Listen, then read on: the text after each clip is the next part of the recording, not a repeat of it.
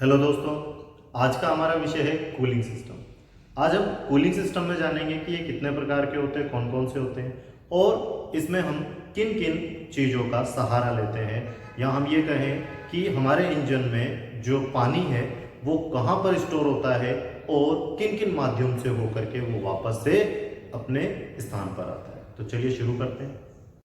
तो हम cooling system में आगे चलते हैं और बात करते हैं पंप सर्कुलेशन सिस्टम में पहले पार्ट की, जो कि आता है रेडिएटर। रेडिएटर में साधारणतः इसके 3 भाग होते हैं। ऊपर का जो भाग होता है यह हमारा अपर टैंक कहलाता है और सबसे नीचे का जो भाग होता है यह लोअर टैंक कहलाता है। अपर टैंक और लोअर टैंक जो होते हैं यह अंदर से खोखले बनाए जाते हैं, पानी को स्टोर करने के लिए इन्हें बनाया जाता है ताकि ज्यादा से ज्यादा मात्रा में इसको पानी जो है वो स्टोर किया जा सके। लेकिन यहां पर लोअर टैंक को अपर टैंक के साथ जोड़ने के लिए हम रेडिएटर क्रोड को काम में लेते हैं। देखिए यहां पर जब आप देखेंगे तो ये जो हिस्सा आपको दिखाई देगा ये पतली पतली ट्यूबें हैं, ये आपकी रेडिएटर क्रोड कहलाती हैं। ये काफी पतली ट्यूबें होती हैं। इनको हम सामने से देखेंगे तो देखिए ये आपको ये कट मॉडल है आपके रेडिएटर का। तो इसमें ये जो हिस्सा है ये बहुत बारीक हिस्सा है, जिसमें से ये जो पानी है ये यहां से होता हुआ लोअर टैंक में पहुंचता है। तो यहां पर कम रास्ते से भेजने का सबसे बड़ा रीजन यही होता है हमारा कि हवा जो है वो क्या होगी, ज्यादा से ज्यादा इसके संपर्क में रहेगी और पानी को जल्दी से ठंडा कर देगी। और इसके कूलिंग सिस्टम बढ़ाने के लिए, या हम ये कहें कि इसकी दक्षता और ज्यादा बढ़ाने के लिए हम इसे कॉपर का बनाते हैं या एल्युमिनियम अलॉय का बनाया जाता है, क्योंकि कॉपर और एल्युमिनियम जो है ये भी जो ऊष्मा है उसका स्थानांतरण बहुत जल्दी कर देती है। और साथ में यहां पर हमने क्या कर दिया, इस हवा को रोकने के लिए फिन से भी बना दी ताकि हवा जो है इसे रोके, ताकि हवा यहां पर ज्यादा से ज्यादा समय तक रुके और हमारी जो रेडिएटर क्रोड है इसे क्या कर दिया जाए, ठंडा कर दिया जाए। क्योंकि रेडिएटर क्रोड अगर ठंडी होगी तो इसमें जो पानी है वह भी ठंडा होगा। तो इस तरीके से हवा जो होती है वह सीधा हमारे रेडिएटर क्रोड को ठंडा करती है। रेडिएटर क्रोड का जो ठंडापन है वह पानी लेकर के हमारे इंजन में लोअर टैंक की तरफ जाता है। तो चलिए लोअर टैंक का नीचे का भाग देखते हैं कि यह किस तरीके से खोखली ट्यूब होती है। तो देखिए यहां पर आप देख रहे हैं कि यह इस तरीके की खोखली ट्यूब होती है। इसके बाद हम बात करते हैं रेडिएटर क्रोड की। तो यहां पर ये जो रेडिएटर क्रोड है यह भी साधारणतः हमारे 3 प्रकार की होती हैं, जिसके बारे में अभी हम बात करेंगे। और सबसे पहले हम बात करते हैं ये जो ट्यूब है यह प्रेस्ड ट्यूब है। इसके बाद पानी को निकास के लिए और इसके अंदर पानी को फिल करने के लिए रेडिएटर फिलिंग नेक बनाई जाती है। लेकिन आज के टाइम में जो काम में लिए जाने वाले जो रेडिएटर हैं हम उन्हें भी देखते हैं कि वे किस प्रकार के हैं। तो चलिए देखते हैं उन्हें।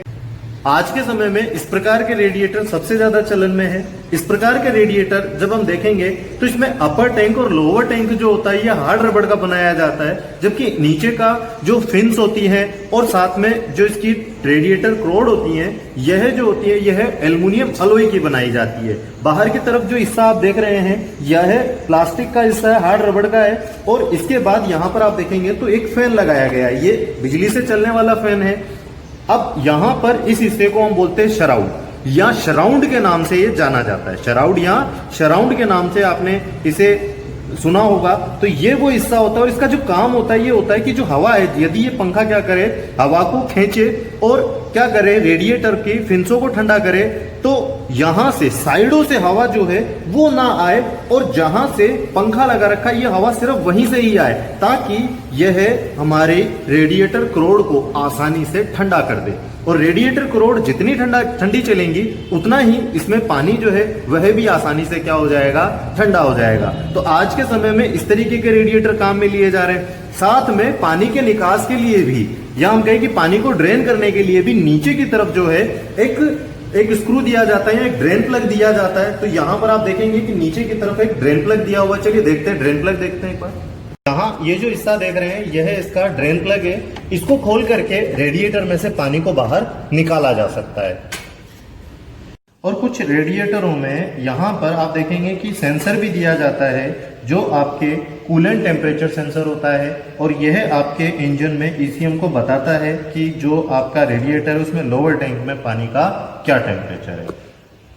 इसके बाद हम बात करते हैं रेडिएटर कैप की। रेडिएटर कैप जो होता है, या हम ये कहें कि ये रेडिएटर का ढक्कन होता है जो उसे ढक के रखने का काम करता है। उसका सबसे बड़ा रीजन ये होता है कि जब इंजन चलता है, वाइब्रेशन होता है, तो वाइब्रेशन के कारण पानी जो होता है वो उछल करके कहाँ आ सकता है, बाहर गिर सकता है, जिसकी वजह से रेडिएटर में पानी की कमी हो सकती है। या फिर हम ये कहें कि इंजन में पानी गर्म होता रहेगा तो क्या होगा, यह वाष्प बन करके वायुमंडल में मिल सकता है। तो इसीलिए हम सबसे पहले क्या करते थे, इसे ढकने के लिए एक साधारण कैप काम में लेते थे। साधारण कैप जो होती थी उसे ढक करके क्या रखती थी, वो सिर्फ बंद रखने का काम करती थी। लेकिन आज के समय में हमने साधारण कैप की जगह एक प्रेशर कैप को काम में लिया। प्रेशर कैप जो होती है, इसमें दो तरीके के वाल्व जो है प्रयोग में लिए जाते हैं, जिसके अंदर सबसे पहला जो वाल्व होता है यह प्रेशर वाल्व होता है। जैसे आप यहां देखेंगे कि यह इस तरीके से प्रेशर जो है पड़ने पर ये वाल्व ऊपर की तरफ दबता है। अगर हम ये कहें कि ये प्रेशर कहां पर पड़ता है, तो आप देखेंगे कि यहां पर रेडिएटर में ये शीट होती है, इस शीट के ऊपर आकर के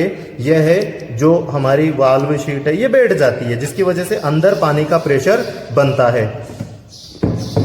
यदि यह प्रेशर ज्यादा बनता रहेगा तो आप देखेंगे कि जो रेडिएटर जॉइंट्स हैं ये क्या हो जाएंगे, यहां से लीक हो जाएंगे, क्रैक हो जाएंगे, जिसकी वजह से पानी जो है इन जॉइंटों से बाहर निकल आएगा। या फिर हम ये कहें कि ये जो ट्यूबें हैं ये फट जाएंगी। तो ऐसी समस्या से बचने के लिए हमने क्या किया कि इस ट्यूब के ऊपर एक स्प्रिंग लगा दी और इसकी जो तनन, या हम ये कहें कि इसकी जो टेंशन है वो 5 पाउंड PSI रख दिया, या हम ये कहें कि 5 पाउंड PSI का दबाव पड़ने पर यह जो वाल्व है यह खुल जाएगा। यह प्रेशर वाल्व कहलाता है, जिसकी वजह से पानी जो है वो अब हमारा इस ट्यूब के माध्यम से होता हुआ कहां चला जाएगा, हमारे रिजर्व टैंक में पहुंच जाएगा। रिजर्व टैंक जो है वो सेफ्टी के लिए रखा जाता है, उसके बारे में अभी हम बात करेंगे।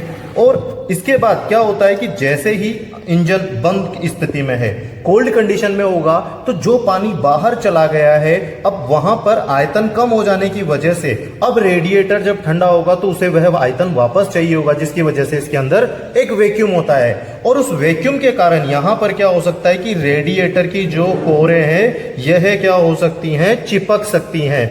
इस समस्या से बचने के लिए क्या किया जाता है, तो हमने इसी ट्यूब, हमारी जो कैप है इसके ऊपर एक वैक्यूम वाल्व दिया, जो आप यहां पर देखेंगे। जो वैक्यूम पड़ने पर आप देखेंगे यहां पर यह वैक्यूम पड़ने पर जो है इस तरीके से अपनी शीट से उठ जाता है और वायुमंडल से हवा, या फिर आपने जो रिजर्व टैंक है उसके अंदर पानी डाला है, उस पानी से क्या हो जाएगा, यह वापस अपने रेडिएटर को भर देगा। उसका लेवल वापस क्या हो जाता है, अप हो जाता है। तो चलिए इसे भी एक इमेज के माध्यम से देखते हैं और समझते हैं।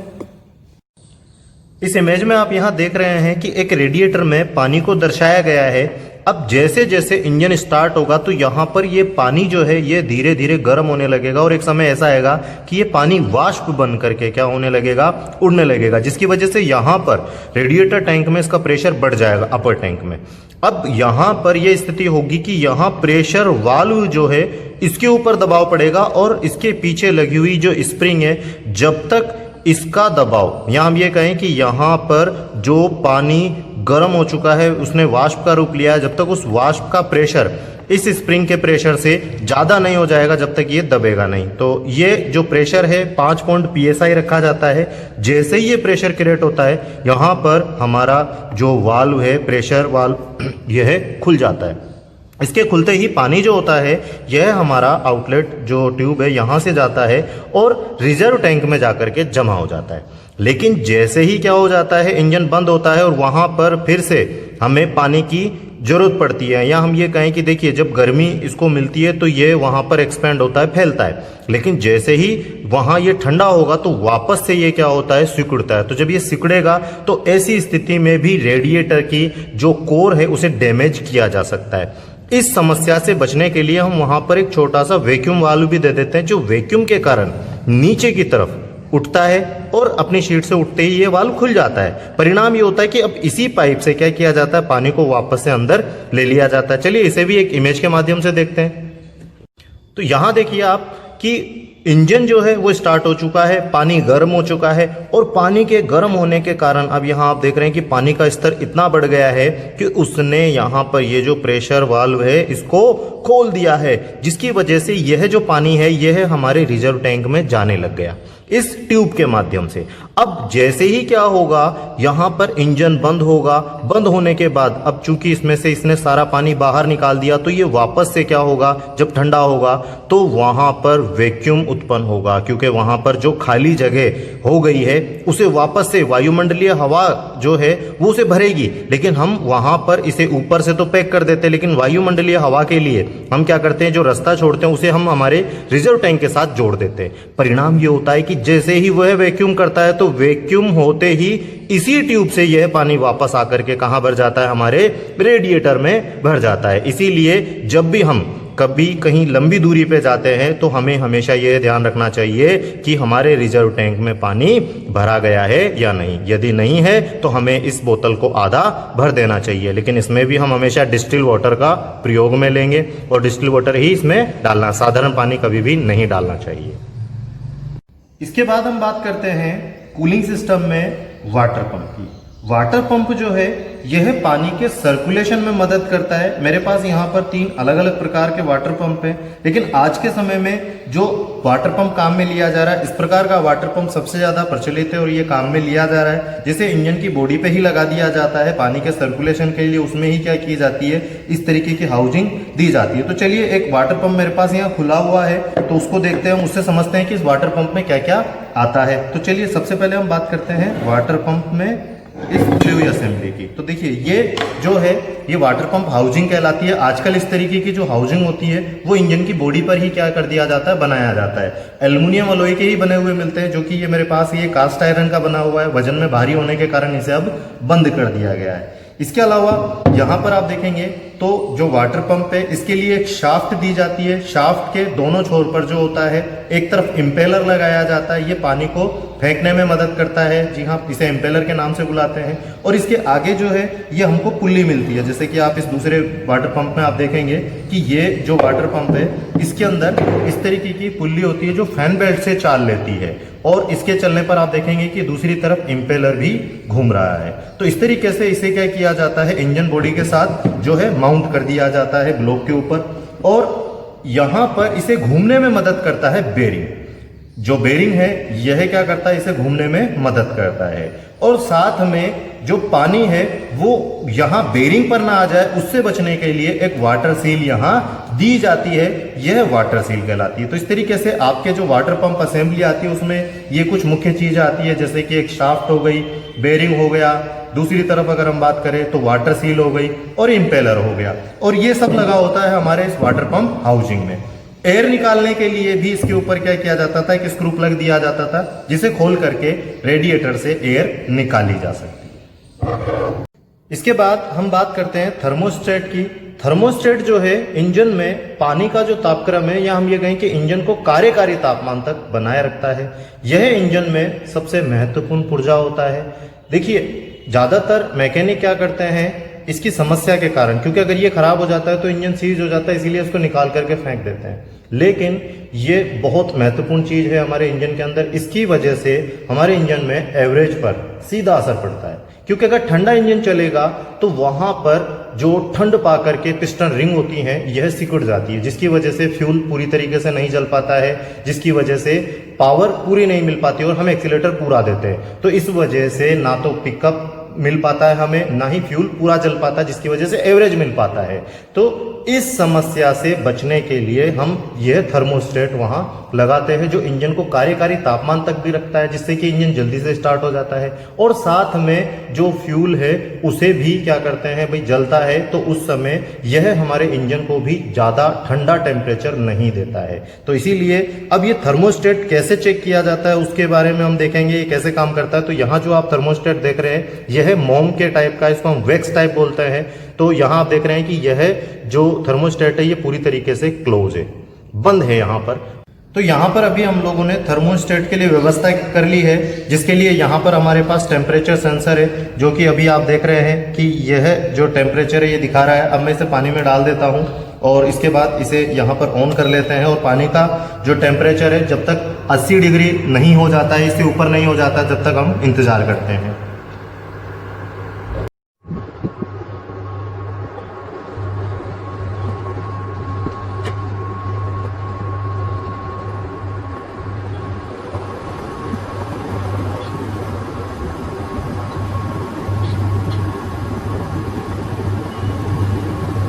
क्योंकि यहाँ पर अब हमारा जो पानी है वो उबल चुका है और जो थर्मोस्टेट वाल्व है उसको वापस हमने डाल दिया। यहाँ पर आप जब टेम्परेचर देखेंगे तो 90 डिग्री के ऊपर जा चुका है और यहाँ पर थर्मोस्टेट वाल्व हमारा पूर्ण रूप से खुला हुआ है। तो इसे हम यहाँ पर बंद कर देते हैं और यहाँ आप देख रहे हैं कि जो थर्मोस्टेट वाल्व है यह पूर्ण रूप से खुला हुआ है। पीछे से भी देख सकते हैं हम लोग इस तरीके से। यहाँ आप देखेंगे कि पूरा खुला हुआ है। जैसे जैसे हवा के संपर्क में आएगा वापस, मतलब हम ये कहें कि जैसे जैसे ये ठंडा होगा, नॉर्मल टेम्परेचर में आएगा, ये वापस अपनी शीट पर बैठ जाएगा और इस रास्ते को बंद कर देगा। तो इस तरीके से जैसे ही ये वाल्व खुलता है, अपनी शीट से उठता है, तो पानी जो होता है यह वापस आउटलेट से होता हुआ कहाँ चला जाता है, हमारे रेडिएटर में चला जाता है। और अगर पानी का टेम्परेचर ठंडा रहता है तो यह थर्मोस्टेट वाल्व जो है यह इसे हमारे इंजन में ही रखता है, उसे बाहर नहीं जाने देता है।